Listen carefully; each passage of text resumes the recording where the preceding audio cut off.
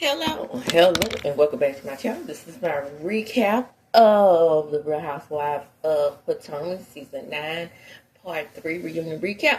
And let's get right on into it. So we have Mia. The episode opens up with Mia. Mia be crying. She crying.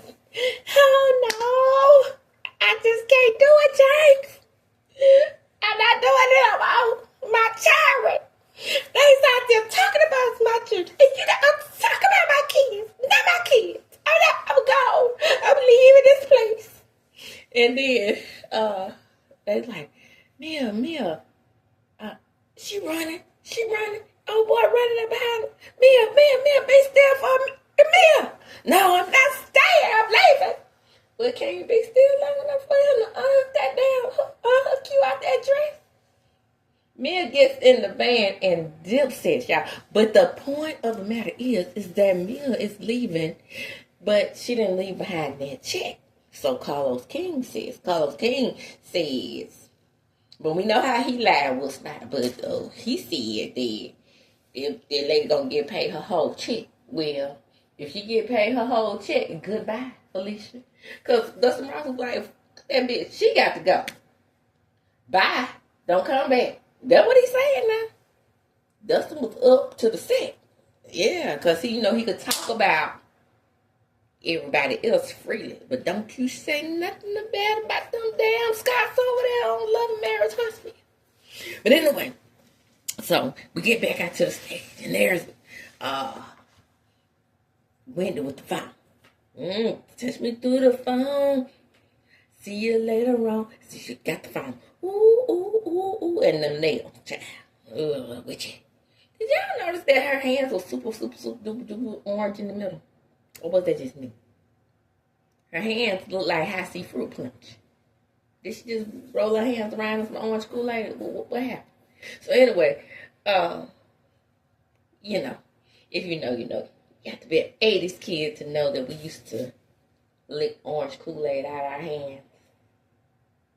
I got her to do this recap because, the young pharaohs getting out early today because there's a storm of rolling around these here parts. So anyway, Wendy sits down, and so Andy's like, what's going on, Wendy? And she went, yeah, well, TJ said that she been paying him to come up on this show to be her play boyfriend. Ooh, there goes Giselle and her neck over there acting like a 3-year-old. And Ashley and Kiana, she's a 5-year-old. Ooh, I knew it, girl. I said it too. I knew it. But you over there with little Eddie Monster. Don't know how to act and rude as hell. So they say, okay, I don't know what you all are talking about. This is a lie. It's all a lie. So Stacey's still trying to convince the people that she has no nefarious dealings with TJ. I don't know what you're talking about. He's my best friend. That's all a lie. Still talking about it's a lie. Y'all, did y'all see her ass down to the Watch What Happened live? Dr. Simone was like, girl, come out and tell it. Tell it while you can, because the people gonna find out. Didn't we find out about Mia? Didn't I tell y'all that little man and that lady had a scheme and a plot going on to bring us the book net? And I've been saying the same thing about TJ. I know I'm not the only content creator that was suspicious of him and his fishnet blouse and whatnot. But at the same time, come on now. I was like, from the beginning, I was like, this is reeking of Walter. Hey, little Walter. But even though I don't believe, did y'all find out that Simone, did y'all see that on Watch What Happened Live, that Simone is Walter's aunt? But anyway, I was like, come on now. You're looking like my friend Kenya, and you acting like her too. Well, she came on first season, but Simone confirmed that like I have been saying all along that Kenya and Walter used to date. So that wasn't all a lie. But do you think, drop down in the comments and let me know, do you think Stacey and TJ ever dated? Hell no. So there's Stacey again. Well, if there's a tape sounding like sure. If there's a tape, I want to see it. And then they start chanting like 3-year-olds again. Bring it out. Why was Andy right all up in the mix? So they bring Eddie out, right? And Eddie looking as fine as he want to look. Sexy chocolate. So anyway, he sits down and they was like, oh, let's get Eddie first chair. Eddie said, I don't want to be in this. Like that. But he did call me and say that he wasn't coming. And he wasn't coming because this show is fake and was not. It's a lie. I don't believe you. He's the best friend of, if there ever was. Sounding like Cynthia Rebo and all. Eddie didn't want to really put her on blast like that. So he just like, and he also said that she owes him money. Money for what? I'm not sure. Yes, because he's a paid actor, darling. You know, he came on the show. Let me just give my theory on this before we get into it. It's my opinion. My opinion is that it was for exposure. I'm not sure if she really gave him any money, but I believe the conversation was something like this. Hey, we know each other from the past. I'm going through this divorce. I don't really want to bring my divorce to the show like that. Because these people all up in my business. So, in order to do a distraction, let's just say we boyfriend and girlfriend. And you are an actor, and you ain't had no job since sister. So, let's get together. Let's get together, you and me, boy. There's no one like you around. I really like. Tamia is so underrated. But I'm a fan. I always root for the underdog, though. But I didn't have to root that hard for Kendrick Lamar because he just ate up Aubrey and Ian. But anyway, how did I get on that? Oh, talking about Stacey and her little paid act. So Andy asked Eddie, so let me get this straight. Did he want money for being on the show or did she just owe him money? And Eddie's like, how am I supposed to know that? I don't really know that lady like that. I don't know that man like that. But she owe him something for something, is what he said. And all I can go by is what he said. And what he said was some money. Sorry. Well, what is your upset about is because he's not here and I broke up with him. No, he's upset because then you didn't keep your end of the bargain in that way either, because he's not getting his exposure of being in front of millions of people up on this doggone stage in the reunion setting, which was this 3-part reunion has been some of their best work since they came on with the etiquette class. So they was like, girl, clear your name, clear your name. If he wasn't around you, saying, baby, I love you, you got to clear your name. I'm not calling him. I'm not doing it because we're such good friends, and I know the kind of person TJ is, and I just know he's upset. Yeah, he don't care about you like that. He don't care. So, Ashley said, well, there's nothing wrong with it if she, she just wanted somebody to be a sidekick on the show. And then, Stacey said, well, there's not anything like that. I don't need an accessory. I really had feelings for TJ. Girl, you are no Kenya Moore. See, this is why she's the generic Kenya Moore. Because right here, right at this point, she should have told into Ashley's ass. Right? Accessory. What? I don't need an accessory. I know you're not talking. Boo. As long as you laying up on the garden. Are you really divorced? I'm divorced. Shut your mouth. And you, Miss Hale, and your next. I know you're not talking. Because you went around there and picked up your cheating ass preacher husband that sent you to Sing Sing with all his babies and baby moms and whatnot.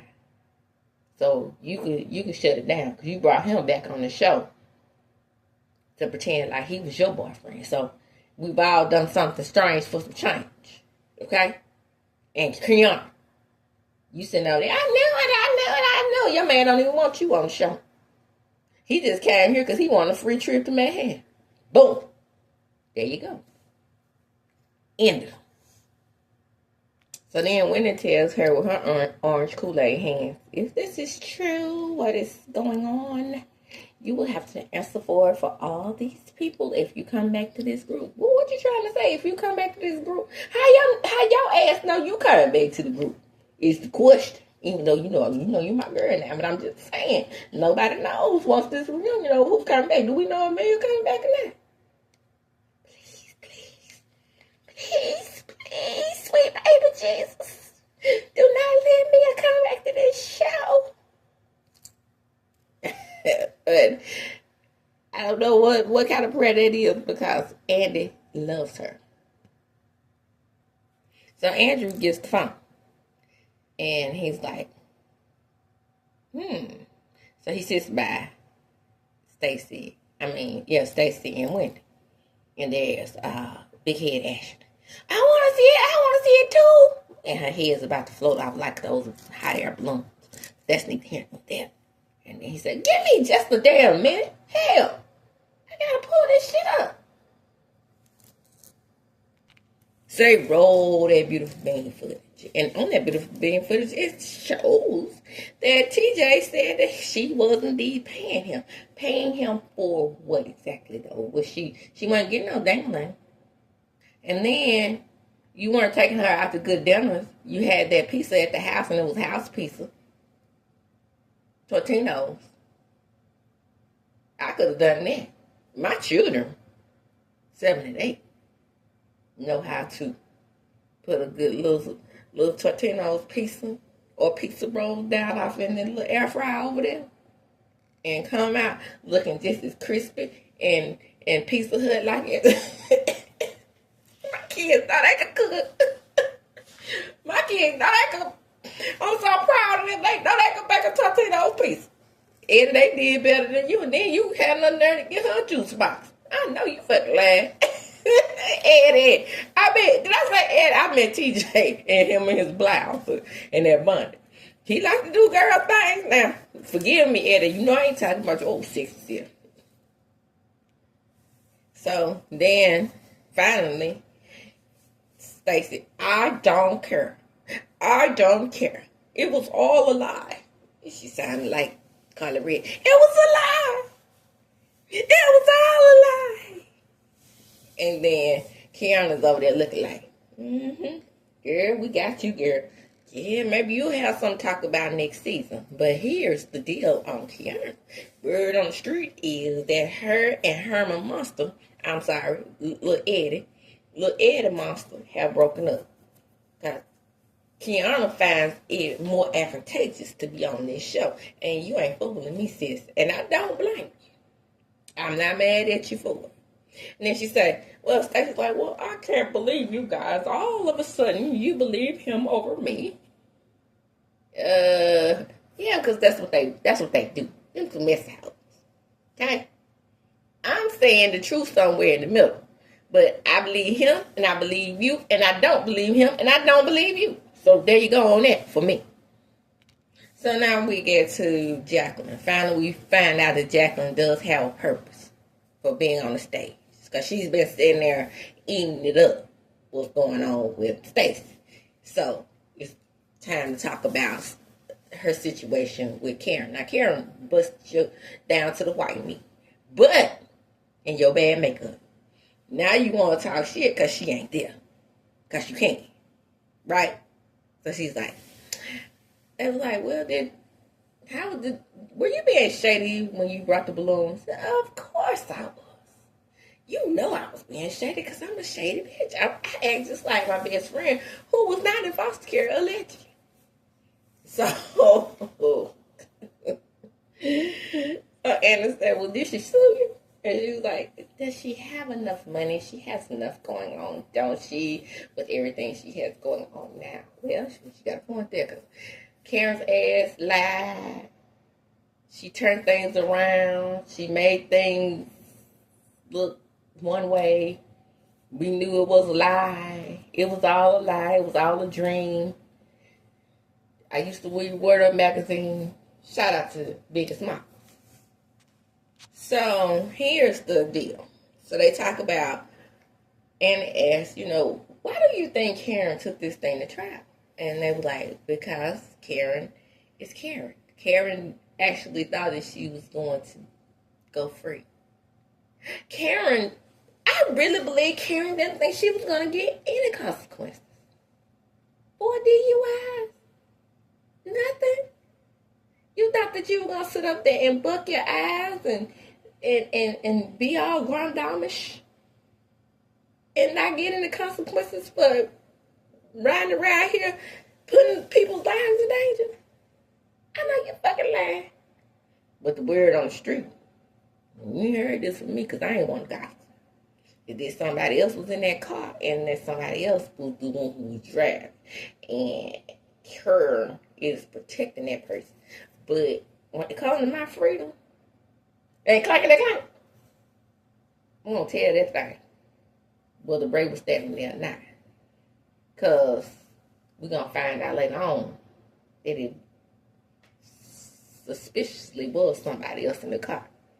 And then Giselle talks about how I heard that she could have got the sentence reduced, house arrest or 6 days in jail. But, by the way that judge was talking and what Ebony K. Williams said, I think that he had plans on sending her ass to jail regardless. And that's that on that. Move right along. So finally we let Jackie go on about her business and her bad makeup looking like the Wizard of Oz. Or Tony Pig, or Cindy Lou Who. I hate them rose red cheeks. What the hell? And she be looking so false. Her face don't even look like it belongs on her face. If that makes sense, it don't make sense. But it makes sense in my head. Okay, it was my head telling me it made sense. But anyway, so we get on to Karen and her made-up package. She's made up from head to toe, looking like a grand dame, if you will. Ray Tita Tyler's in the room. Hey, baby, how you doing? Well, Ray, I'm feeling very sad right now. I'm very disappointed. But I fully take responsibility for my actions, and I just want you to know everything's going to be okay with me and you. Is that right, baby? Karen, stop. So, baby, I've been taking antidepressants after Mom died and Mom and Dad died. And so I've been self-medicating. And with that self-medication, I just decided that I would up the dosage. And my friend, she gave me a beer. And I really didn't like the beer. So I upped the champagne. And I wasn't even thinking about my antidepressant medication that I had upped the dosage on. So that is what happened. In the video, I looked a mess. I had no idea that I looked like that on the video, and I hate that I saw it. I hate that you are embarrassed like this, Ray, and that we have embarrassed all children. Damn, Karen. Karen, you are not at Fairmount Crust. I said crust, so I'm trying to show out Crest. You're not at Fairmont Crest. She said, I'm going to rehab, darling. It's not even quarter. You need to look rehab. It's a cupcake land, and I'll be down there eating caviar. Because the way the time talked about that place, that's what she was doing. So we get back to the girls on stage, and they all share their stories about how Karen drinks day drinks. I'm gonna say this is relevant because I've seen other content creators say it's not relevant. I'll say it is, and I'll tell you why. Because the reason why it's relevant to me is because Karen denied being a drinker or being an alcoholic. So they're trying to prove the point that she actually drinks on the regular. And so, according to Ashley, and we know how Ashley is, there's so many lies up in that big head. So Watermelon Head said that, hey Arnold, said that she met somebody on the train, and he plopped right down and said, oh, you on the show with Karen? Let me show you something. She probably asked. Gonna say Ashley asked, because Ashley is a nose miss bitch. Somebody had to say. And then when they corroborated the story, but you want to know who told the story from Jump Street before Giselle told that she was going to tell her drunk truth? Sharice, whatever her name is, the original supposed to be grind down lady. That lady, she had already told. So we surprised how? I'm not. So Giselle says that it's time that we face the truth. And Karen, now mind you, at the beginning of this reunion shoot, oh, Karen, she's my friend. But now after seeing the video, she's gonna have to take responsibility. She's gonna have to face the consequences. And so now it's time to wrap things up. So Andy goes around the room and he's like, this is a good season. Hopefully Ashley will be divorced. Good luck, Chuck, with you and Shop Man back there that didn't get to come out, but he really wanted to come out because this is the first time that he would have, and maybe his last time of being able to come out on the stage when in actuality, nobody's really in a good place in their marriage, allegedly, except for Eddie and Wendy. So then he says, well, Wendy, you and Giselle have more in common than we originally thought. They don't. This is forced. And when the other shoe drops and the other green-eyed bandit comes back, Wendy will be left in the wind. I will not put too much stock into Giselle and her neck. She has no loyalty to anyone except for her neck. Okay? Got it? Good. So we get to Stacey and ask her where they're going. And her and TJ. Oh, we're not going anywhere, Andy. I lost my best friend. And I'm going to talk to my lawyer. Now, by the time she had reached around and got over there on Watch What Happened Live 2 months later, present, she still hadn't talked to her lawyer about TJ. Now, which may give you the impression that he might have just been telling the truth. I don't know. So she goes above and beyond. And I'm every woman. And I'm a woman. Phenomenal woman. Phenomenally. Still, all right. Go on and pick yourself up, Stacey. Girl, go on. I ain't mad at you.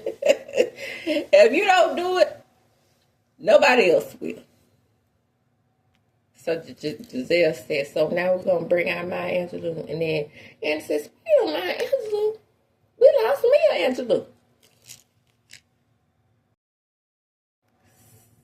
So after we do our goodbye affirmation, we wrap up the show. And We get a breather from Potomac. Come on in, come on in. Like, comment, subscribe to my channel. Oh, breaking news, breaking news. They went ahead and continued to film without curtains. Good for them. Because who want to wait on another jailbird like y'all did with Teresa? And then you swelled up Teresa's head, had her thinking that she was the show. The reason why y'all waited on her ass and she just wasn't that interested. And we about to find out if Karen is, right? Anyway.